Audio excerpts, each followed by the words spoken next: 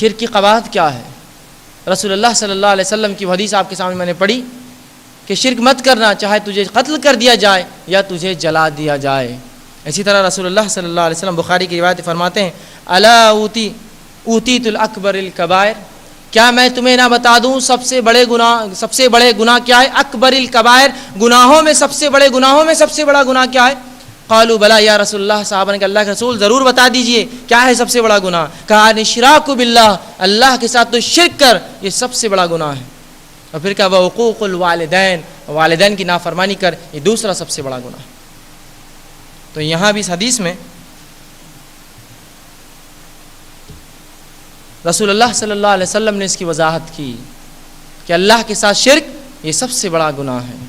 یہی بات کو اللہ رب العزت نے سورہ نساء کی آیت 48 میں فرمایا ان اللہ لا یغفر ان یشرک بہ ویغفر ما دون ذلک لمن یشاء، کہ بے شک اللہ رب العزت تمام گناہوں کو اگر چاہے تو معاف کر دیں گا لیکن شرک کو معاف نہیں کریں گا۔ ان اللہ لا یغفر، اللہ نہیں معاف کرتا، ان یشرک بہ، کوئی اس سے شریک کرے، ویغفر ما دون ذلک لمن یشاء، ہاں اس کے علاوہ کوئی گناہ چاہے تو معاف کر دیں گا۔ تو شرک وہ گناہ ہے جو اللہ کبھی معاف نہیں کرتا، اور شرک کہتے ہیں شرکت کو، ملانے کو، ساتھ کرنے کو۔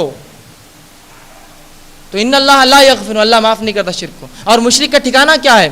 سورہ مائدہ کی آیت نمبر 72 میں اللہ نے کہا انہ من یشرک باللہ، جو اللہ کے ساتھ شرک کرے فقد حرم اللہ علیہ الجنہ، اللہ نے اس کے لیے جنت حرام کر دی، ومأواہ النار، اس کا ٹھکانہ جہنم کی آگ ہے، وما للظالمین من انصار، اور ایسے ظالموں کو اس دن کوئی مددگار نہیں ملے گا۔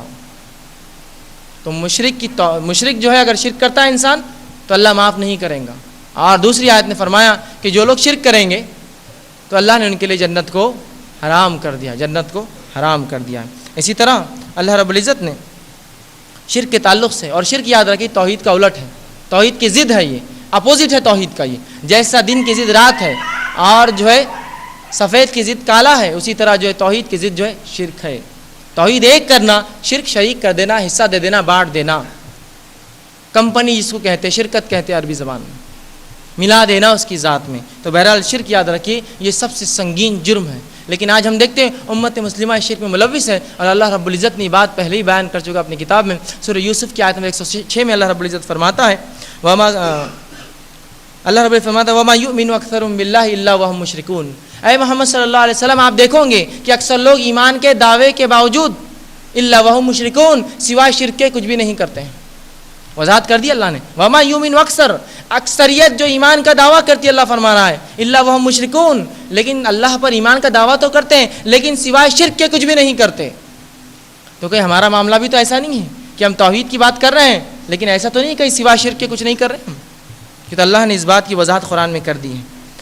اور شرک جو ہے ہماری پیدائش کے مقصد کو ختم کر دیتا ہے، ہمارے دنیا میں بھیجے جانے کے مقصد کو ختم کر دیتا ہے، اور جب مقصد ختم ہو جاتا ہے تو پھر چیز کا کرنا بیکار ہو جاتا ہے۔ کسی نے دکان کھولی فائدے کے مقصد سے اور فائدہ نہ ہوا، دکان بیکار رہی، تو مقصد ختم ہوا، چیز بیکار ہوئی۔ تو ہماری پیدائش کا مقصد اللہ کی عبادت ہے۔ سورہ زاریات کی آیت نمبر 56 میں اللہ رب العزت نے فرمایا وما خلقت الجن والانس الا لیعبدون، ہم نے جنوں اور انسانوں کو خالص اپنی عبادت کو پیدا کیا۔ انسان کی پیدائش کا مقصد عبادت ہے، اگر اللہ کے علاوہ کسی کی عبادت کرے، مقصد ختم ہوا، اس کی پیدائش کا مقصد بیکار رہا، دنیا میں آنے کا مقصد فوت ہو گیا، وہ بیکار رہا اس کا دنیا میں آنا۔ تو ہماری پیدائش کے مقصد کا الٹ ہے شرک، یاد رکھیے۔ تو جو شرک کرتا ہے وہ پیدائش کے مقصد کے خلاف کام کرتا ہے۔ اور اللہ رب العزت نے نبیوں کی بعثت کے تعلق سے سورہ نحل سورہ نمبر 16 آیت نمبر جو ہے 36 نے فرمایا وَلَقَدْ بَعَثْنَا فِي كُلِّ أُمَّةٍ رَسُولٍ أَنِ اعْبُدُوا اللَّهَ وَاجْتَنِبُوا الطَّاغُوتَ، کہ ہم نے ہر قوم ہر بستی میں نبیوں کو بھیجا، أَنِ اعْبُدُوا اللَّهَ، اللہ کی عبادت کو حکم دیتے، وَاجْتَنِبُوا الطَّاغُوتَ، اور طاغوت شیطان کی عبادت سے لوگوں کو روکتے۔ تو نبیوں کی بعثت کا مقصد اللہ کی عبادت اور لوگوں کو بلانا، شرک اس کے اپوزٹ شیطان کی عبادت، گو یہ مقصد سے نفی، مقصد کے الٹ کام ہوتا ہے۔ اور شرک کیا گناہ ہے، یہ کتنا سنگین جرم ہے۔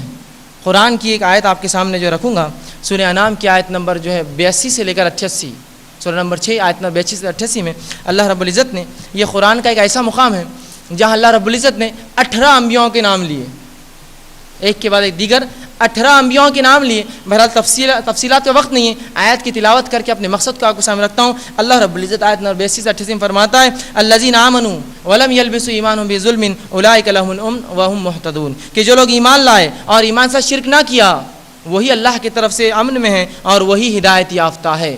مطلب جو لوگ توحید پر رہیں گے انہیں دنیا میں امن ہے, ہدایت یافتہ. آگے فرمایا وتلک حجتنا آتینا ابراہیم علی قومی نرفع درجات من نشاء ان ربک حکیم علیم انک رب حکیم علیم, کہ اللہ نے فرمایا کہ بے شک جو اللہ رب فرماتا ہے یہی حجت تھی, یہی دلیلیں تھی جو ہم نے ابراہیم علیہ السلام کو جو ہے عطا کی تھی, اور اللہ جس کے چاہے درجات کو جو ہے بلند فرماتا ہے, اور اللہ رب الحکیم اور جو حکمت والا اور علم والا ہے. آگے اللہ نے فرمایا وَوَهَبْنَا لَهُ إِسْحَاقَ وَيَعْقُوبَ كُلًّا هَدَيْنَا وَنُوحًا, اور اس کے بعد ہم نے ان کی اولاد میں اسحاق کو اور یعقوب کو ہدایت دی, اور فرمایا وَنُوحًا هَدَيْنَا مِن قبل, اور اس سے پہلے نوح کو ہم نے ہدایت میں دی تھی, وَمِن ذُرِّيَّتِهِ, اور ان کی آل اولاد میں ہم نے ہدایت دی تھی, داؤد وسلیمان وایوب ویوسف, اور داؤد اور سلیمان, ایوب اور یوسف کو, وموسیٰ وہارون وکذالک نجزی المحسنین, اور یہ تمام کے تمام جو موسیٰ اور ہارون یہ تمام کے تمام نیکوکاروں میں سے تھے. اس کے بعد کیا نے فرمایا وزکریا ویحییٰ وعیسیٰ والیاس کل من الصالحین, اور زکریا اور یحییٰ اور عیسیٰ اور الیاس اور تمام کے تمام صالحین میں نیکوکاروں میں سے تھے. پھر فرمایا واسماعیل والیسع ویونس ولوطا وکل فضلنا علی العالمین, اور اس کے بعد اللہ فرماتا ہے اور اسماعیل کو اور یسع کو اور یونس کو اور لوط کو, ان تمام کو ہم نے عالمین پر فضل دیا. آگے فرمایا ومن آبائہم, اور ان کے آبا و اجداد میں ہدایت دی, وذریتہم, ان کی اولاد میں ہدایت دی, واخوانہم, ان کے بھائیوں کے دی, اور فرمایا وجتبیناہم وہدیناہم, ان کو ہم نے چنا اور ان کو ہم نے ہدایت دی, الی صراط مستقیم, اور ان کو سیدھی راہ پر چلایا. اور پھر آخری آیت میں 88 فرماتا ہے اللہ رب کذالک ذالک ھدی اللہ یہدی بہ من یشاء, یہ اللہ کی ہدایت ہے, اللہ جسے چاہے ہدایت دیتا ہے, من عبادی, اپنے بندوں میں, ولو اشرکوا, یہ اہم چیز ہے. اگر اے نبی یہ بھی شرک کرتے, 18 انبیاء جو گزرے ہیں جس میں برگزیدہ انبیاء میں سے جو ہے 4 گزر رہے ہیں, 5 انبیاء برگزیدہ ہے, اولوالعزم پیغمبر ہے. سب سے پہلے نوح علیہ السلام, ابراہیم علیہ السلام, موسیٰ علیہ السلام, عیسیٰ علیہ السلام, محمد صلی اللہ علیہ وسلم, اس میں سے 4 کا تذکرہ آ گیا ہے, اور اس کے علاوہ بھی اور بڑے بڑے انبیاءوں کے نام آئے ہیں. اور فرمایا آگے اللہ رب العزت نے وَلَوْ أَشْرَكُوا, اگر یہ بھی میرے ساتھ شرک کرتے, شریک کرتے, لَحَبِطَ عَنْهُمْ مَا كَانُوا يَعْمَلُونَ, جو کچھ انہوں نے کیا ان کے عمل بھی ہم برباد کر دیتے. 18 انبیاءوں کے نام میرے اور آپ کے نام نہیں ہیں, یہ میرے اور آپ کی شخصیتیں نہیں, انبیاء علیہ السلام.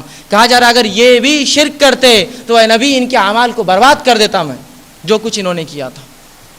یہ تو ان انبیاؤں کے تعلق سے تھا. خود رسول اللہ صلی اللہ علیہ وسلم کے تعلق سے آئیے قرآن کیا فرماتا ہے. اللہ رب العزت فرماتا ہے اللہ کے رسول سے سورہ زمر کی آیت نمبر 65 میں, بڑی سخت آیت, اللہ فرماتا ہے وَلَقَدْ أُوحِيَ إِلَيْكَ وَإِلَى الَّذِينَ مِن قَبْلِكَ, اے نبی ہم نے آپ کی طرف وحی کی اور آپ سے پہلے بھی یہی وحی کی تھی, لَإِنْ أَشْرَكْتَ, کہ اگر تو بھی اے نبی شرک کرے تو اللہ فرماتا ہے لَيَحْبِطَنَّ عَمَلُكَ, ہم تیرے عمل کو برباد کر دیں گے, وَلَا تَكُونَ مِنَ الْخَاسِرِينَ, اور تجھے بھی جہنم میں ڈال دیں گے.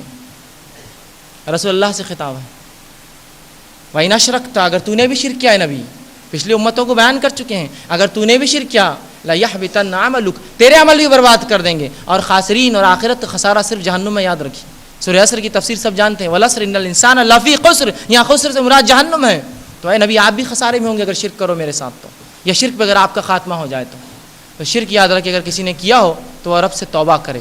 اگر اس پر مر گیا تو ہمیشہ کی جہنم میں جائیں گا. اس پر مر گیا, جیتے جی اگر یاد آ جائے توبہ کر لیا دل میں, انشاءاللہ بچ جائیں گا, لیکن اگر شرک پر موت آ گئی تو یاد رکھیے وہ تو برباد ہو گیا. شرک کے بھی کئی اقسام علماء دیتے ہیں. بہرحال مختصر سے ان اقسام کو رکھ کر چند وہ باتیں جو ہمارے معاشرے میں شرک